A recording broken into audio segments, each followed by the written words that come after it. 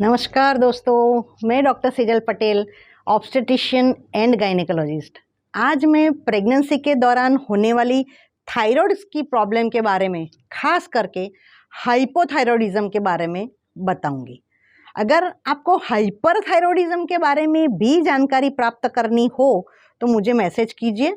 Hyperthyroidism के बारे में भी एक वीडियो अलग से बना कर दूंगी। दोस्तों, हाइपोथायरॉयडिज्म के बारे में आपको क्यों जानना जरूरी है? क्योंकि हाइपोथायरॉयडिज्म से माता और गर्भस्थ शिशु दोनों को खतरा रहता है। पहले मैं माता को होने वाले खतरों से वाकिफ करा देती हूँ। हाइपोथायरॉयडिज्म से मिसकैरेज का खतरा रहता है, एनीमिया यानी खून की कमी होना, कमजोरी लगना, मांसपेशियों का दर्द रहना, हार्ट फेल होना, प्री एक्लेम्पशिया यानी प्रेगनेंसी के दौरान ब्लड प्रेशर बढ़ना, प्लेसेंटा डिटैच हो जाना, डिलीवरी के बाद अधिक रक्तस्राव होना और बच्चे का वजन कम होना शामिल है। चलिए अभी देखेंगे कि हाइपोथायरॉयडिज्म से गर्भस्थ शिशु के ऊपर क्या असर होता है।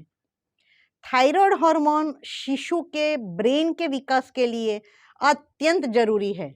हाइपोथायरॉयडिज्म से शिशु के ब्रेन का विकास कम होता है, जिससे कॉग्निटिव इम्पेयरमेंट यानी संज्ञानात्मक बधिरता देखने को मिलती है।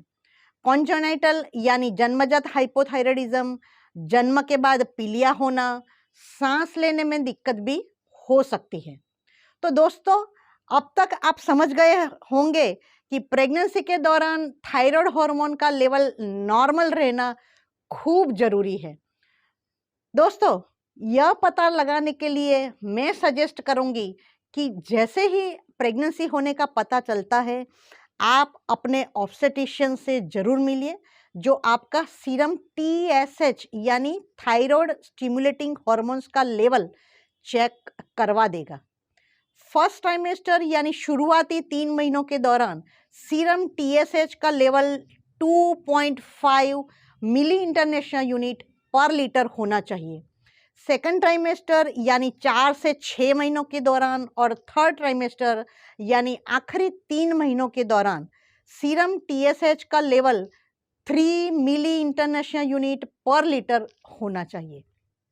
तो दोस्तों, अब तक यह तो क्लियर हो गया होगा कि प्रेगनेंसी के दौरान सीरम TSH 2.5 से 3 मिली इंटरनेशनल यूनिट से ज़्यादा हुआ तो उसका मतलब कि आपको इलाज कराना पड़ेगा, और इसका इलाज है सिंपली लीवोथायरोक्सिन।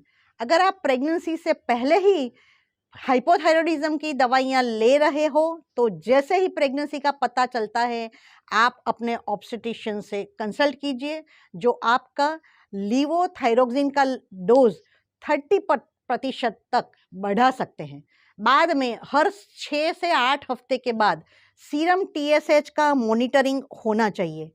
प्रेगनेंसी के दौरान आयरन और कैल्शियम सप्लीमेंट दिए जाते हैं, उससे और फूड पार्टिकल से लीवोथायरोक्सिन का एब्सॉर्प्शन कम होता है। लीवोथायरोक्सिन का एब्सॉर्प्शन खाली पेट लेने पर सबसे अधिक होता है, इसीलिए लीवोथायरोक्सिन हमेशा खाली पेट लेना चाहिए। खाली पेट का मतलब है कि गोली खाने के बाद आपको 1 घंटे तक कुछ भी खाना या पीना नहीं है। आई एम श्योर मेरे कई सारे व्यूअर्स खाली पेट लीवोथायरोक्सिन लेते तो थे, लेकिन गोली खाने के तुरंत बाद नाश्ता करने बैठते थे ना। तो दोस्तों, यह आदत बदलिए। आपका जॉब की वजह से या अन्य कारणों से आपका डोज का समय एडजस्ट करने में दिक्कत हो रही हो तो मुझे मैसेज कीजिए, मैं आपको समय सेट करने में हेल्प करूंगी। धन्यवाद।